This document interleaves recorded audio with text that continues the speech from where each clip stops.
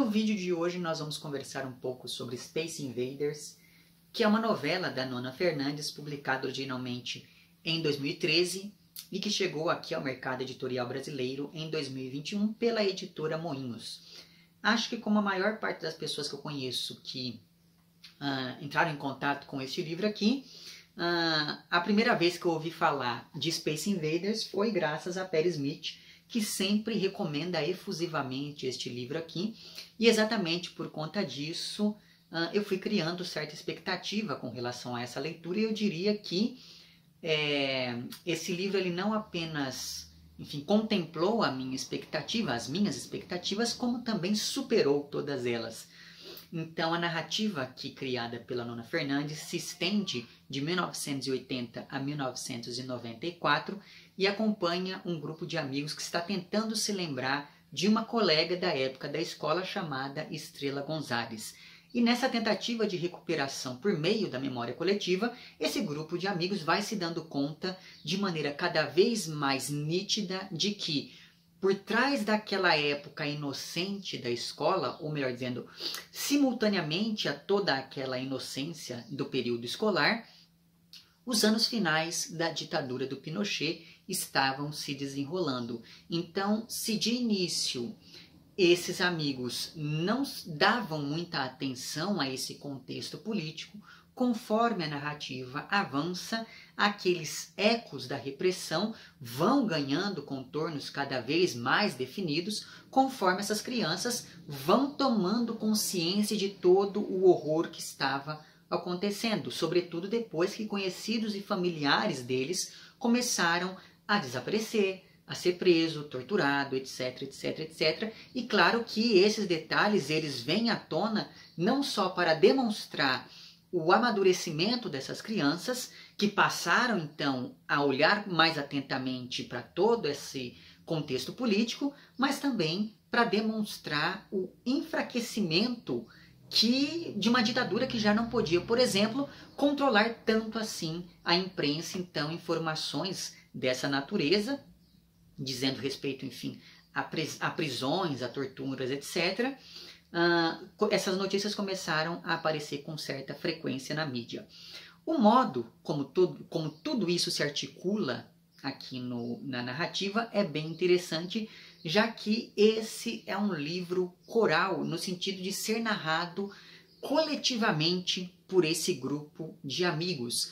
Mas talvez a voz mais importante é aquela que não pode ser ouvida, ou ao menos não pode ser ouvida completamente, digamos assim, né? Ela pode ser ouvida apenas em partes, já que a Estrela Gonzalez, ela trocava algumas cartas com uma das meninas desse grupo de amigos, e essas cartas vão aparecer aqui. Então veja, a voz da Estrela, que é a que mais interessa, ela aparece aqui, mas de maneira bastante ofuscada, digamos assim. Então, conduzindo toda essa narrativa está o sonho, e isso fica posto desde a epígrafe do livro, que é retirada de um texto do Georges Perec, que diz o seguinte: estou preso a este sonho, sei que é apenas um sonho, mas não posso escapar dele. Então veja, desde a epígrafe essa questão do sonho já é colocada, mas também existem várias passagens bastante oníricas ao longo aqui da novela, e esse sonho vai se confundir em vários momentos com a memória, e graças a essa confusão o sonho vai ganhando contornos de pesadelo, porque afinal de contas essa memória que esse grupo de amigos guarda corresponde a um período completamente traumático na vida deles, ainda que na época eles não se dessem conta deste trauma. Pensando então nesta como uma narrativa ligada à memória de um período de repressão e de autoritarismo, como é o caso da ditadura, o livro acaba apontando para um trauma que impossibilita o acesso à memória coletiva. Isso porque tudo parte da tentativa de lembrar dessa amiga de infância que sumiu, e esse desaparecimento representaria, neste caso, o trauma, sobretudo porque depois os personagens acabam descobrindo que o pai da Estrela Gonzalez estava diretamente envolvido com várias das ações dos militares. Mas enfim, esses amigos, eles não conseguem, em um primeiro momento, chegar a um consenso sobre como era essa amiga, até fisicamente mesmo. Então, os resíduos que eles têm da Estrela González são muitas vezes cacos meio contraditórios de memória. Então, cada um se lembra de um tipo de cabelo, de um tom de pele, de um som da voz diferente e por aí vai. Com isso, há vários elementos que se repetem ao longo da narrativa, como se a cada repetição os personagens tentassem ressignificar os fragmentos da memória que eles têm da amiga, e com isso o livro se torna quase um quebra-cabeças que forma no final uma imagem não só da Estrela González, mas também deste período final da ditadura do Pinochet. De maneira que essas diferentes versões sobre ela, a menina, correspondem também às diferentes versões sobre o período da ditadura, e com isso é que se sobressai esse questionamento sobre as dificuldades de uma memória coletiva que preserve lembranças de algo que vai nesse sentido do trauma, da repressão, da violência, enfim. Então, no fim das contas, é quase como se essa menina e a ditadura fossem elementos equivalentes ou correspondentes, enfim, na estrutura da novela. Mas o fato é que, aos poucos, esse grupo de amigos consegue ir recuperando alguns detalhes sobre esse período da escola, e é a partir deles que eles conseguem acessar de maneira um pouco mais eficaz, eficiente, enfim, essas recordações que eles têm da Estrela González. E a gente percebe que eles levavam ali uma vida bem normal, apesar de todo esse contexto. Então, enfim, eles estudavam nas casas uns dos outros, eles trocavam bilhetes entre si, eles começavam a gostar uns dos outros, esse tipo de coisa. Porém, por trás dessa normalidade, a gente percebe todo esse contexto ditatorial. Então, por exemplo, a organização meio militar da vida escolar, o patriotismo que obrigava as pessoas a, por exemplo, cantar o hino, reverenciar a bandeira, etc, etc, que são coisas que, por exemplo, fizeram parte da minha própria realidade escolar também. E, em alguns casos, me parece que continua persistindo essa herança da nossa ditadura aqui, né? Enfim, não sei se isso é muito frequente hoje em dia, mas quando eu estudava, a gente ainda tinha vários ecos deste período, porque, enfim, não era uma coisa tão distante assim. Pois bem, na casa da Estrela, esses amigos se reuniam não só para estudar, mas também para jogar Space Invaders, que é aquele jogo do Atari que no qual você precisa destruir os extraterrestres que querem invadir a Terra. E a presença desse jogo aqui nessa novela tem várias funções que são muito interessantes. A primeira delas talvez seja a de ajudar a criar esse ambiente dos anos 80, que foi quando o jogo se popularizou de fato. Assim, uma coisa que é importante ser dita aqui, então vou abrir esse parêntese antes que eu me esqueça de novo. Para quem nunca jogou, Space Invaders é um jogo que vai ficando cada vez mais difícil e você não consegue simplesmente salvar a partida e fazer outra coisa da vida, depois voltar e continuar de onde você parou. Então, em algum momento, fatalmente, você vai morrer se você jogar esse jogo. E o máximo que você pode fazer é atingir uma pontuação maior do que a dos seus colegas. Então, enfim, uma pontuação maior do que a sua própria pontuação. Mas o fato é que não tem muita saída nesse jogo. Você vai e chega um momento que você acaba morrendo, porque a dificuldade do jogo vai aumentando cada vez mais. E essa impossibilidade de salvação no final é importante, porque isso já antecipa, de certa maneira, o desfecho da novela, e daí eu não vou poder entrar em maiores detalhes aqui, evidentemente. Mas, enfim, pensando ainda nessa questão do jogo, essa pontuação mais alta do jogo aqui na narrativa pertence ao irmão mais velho da Estrela. Esse irmão morreu de um jeito meio misterioso e, pelo visto, ele era envolvido com os militares. E isso acaba lançando um desafio ainda maior para esse grupo de amigos, porque afinal de contas eles querem superar a pontuação de um sujeito que era especialista em atirar e matar, inclusive na vida real e não apenas ali naquele jogo. Com isso, o Space Invaders, jogo aqui, acaba sendo uma metáfora para todos esses conflitos políticos da ditadura, além, é claro, da coincidência, digamos assim, que existe no fato de que o Atari, que é o videogame no qual se desenvolveu aqui o Space Invaders, o Atari é um videogame dos Estados Unidos. E a ditadura, ela foi patrocinada pelo governo estadunidense, então é uma coincidência no mínimo interessante, digamos assim, né? Então, de um lado, pensando nesse jogo aqui, nesse aspecto mais metafórico, de um lado você tem os salvadores da pátria e de outro lado você tem os invasores que querem acabar com tudo, etc, etc. E essa é uma metáfora bastante inteligente, porque esse processo de desumanização do outro autoriza, legitima e justifica a violência perante a sociedade. Então não tem problema você roubar, sequestrar, torturar e mesmo matar uma pessoa, desde que isso represente a luta contra algo diabólico, algo extraterrestre, como por exemplo o comunismo.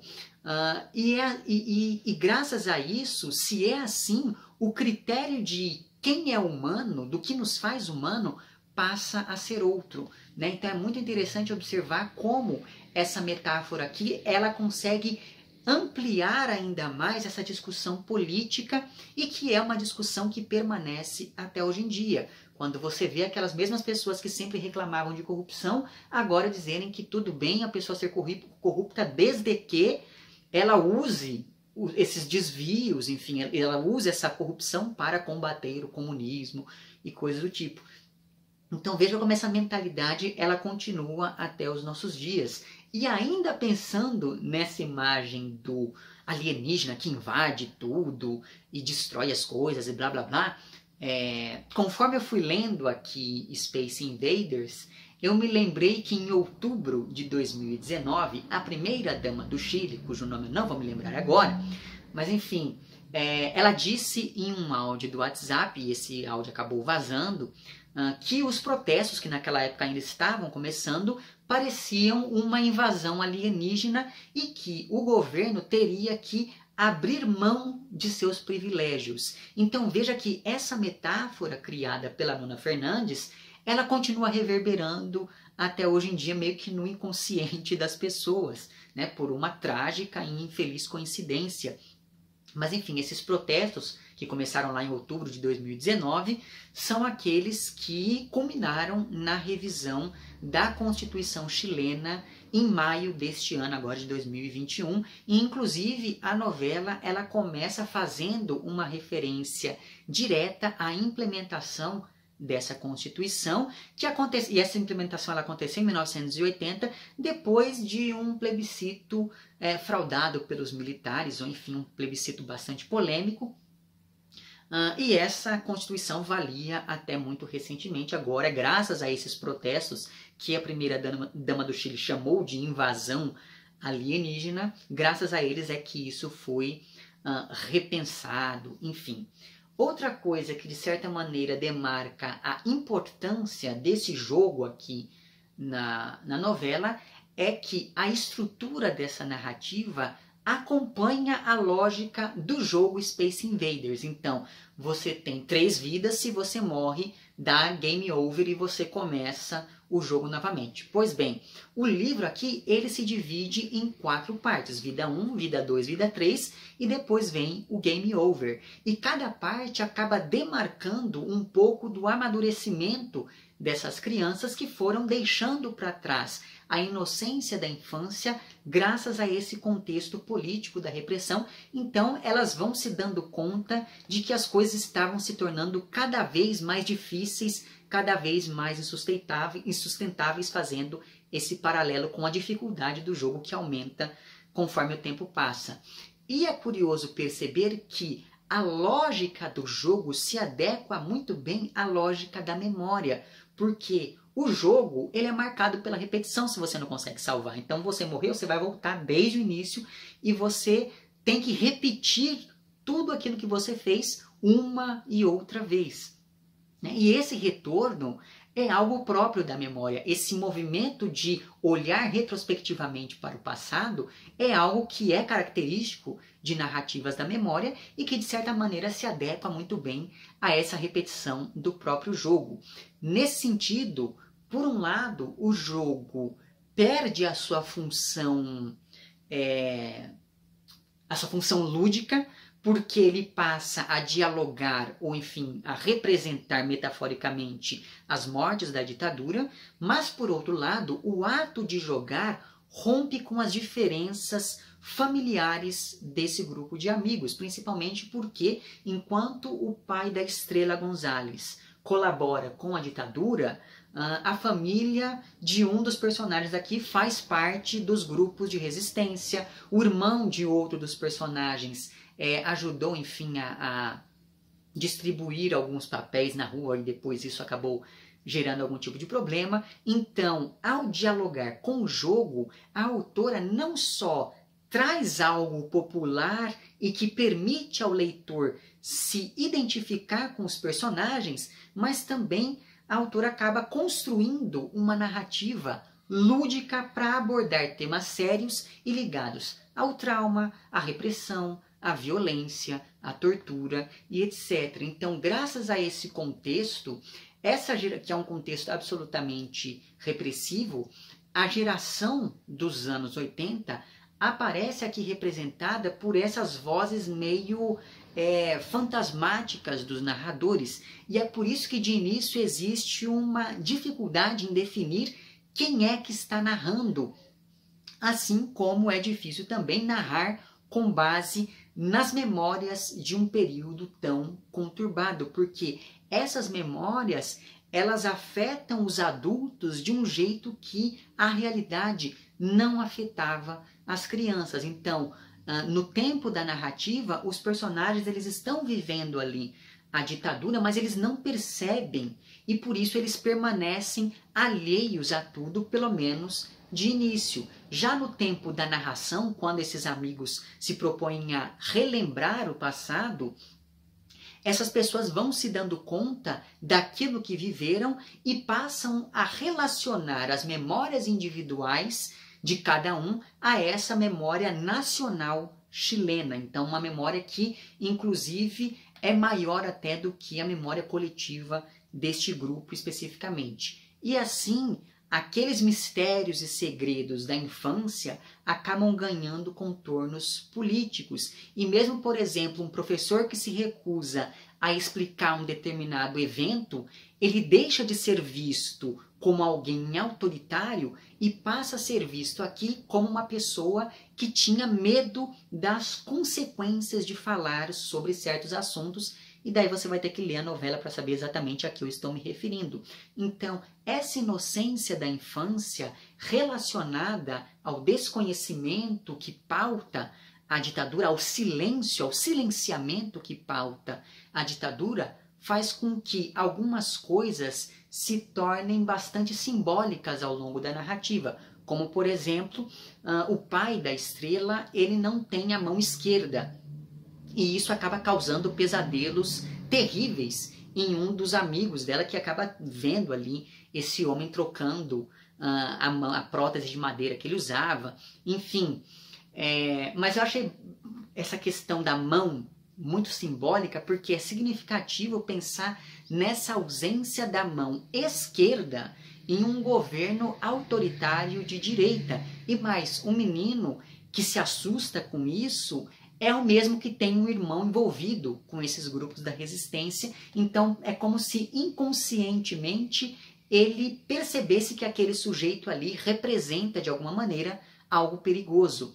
Do mesmo modo, o tom meio lacunar da Estrela em algumas cartas que ela troca com uma das amigas também passa a ser visto à luz desse contexto ditatorial. Isso porque o pai dela esteve envolvido com o chamado caso dos degolados, que é um dos mais emblemáticos da ditadura chilena. porque esse caso aconteceu em 1985, quando 3 professores ligados ao Partido Comunista do Chile foram sequestrados e depois degolados, e isso ganhou uma repercussão enorme. Porém, então o pai da Estrela, ele de alguma maneira participou teoricamente dessas ações.